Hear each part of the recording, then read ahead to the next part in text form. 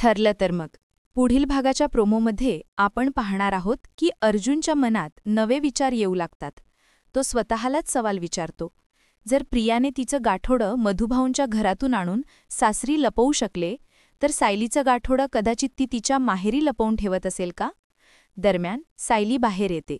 तिला ना प्रिया दिसते ना अश्विन. ती चिंताग्रस्त होऊन विचारते, भाऊजी आणि प्रिया कुठे गेलेत? माहेरी तर नाही ना गेली प्रिया? याच दरम्यान प्रिया मुद्दाम आग लावते आणि प्रतिमाला म्हणते, आई मी मरणार आहे. प्रतिमा दचकून तिला थांबवते. अगं तन्वी, काय करतीयस तू? शांत हो.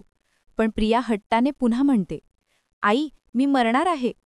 प्रतिमा तिला समजावत घरात नेते. आत ये, घरातच राहा तन्वी. यानंतर सायली रूममध्ये येते आणि अर्जुनला सांगते, आपल्या बागेत ना प्रिया दिसते ना अश्विन भाऊजी. जर इथे तिला थारा मिळत नसेल तर ती नक्कीच तिच्या आईवडिलांकडे गेली असेल. चला आपण दोघंही निघूया. आणि इथेच हा प्रोमो संपतो. पुढील भागात काय घडतंय हे जाणून घेण्यासाठी साथ द्या मालिकेला. तोपर्यंत नमस्कार.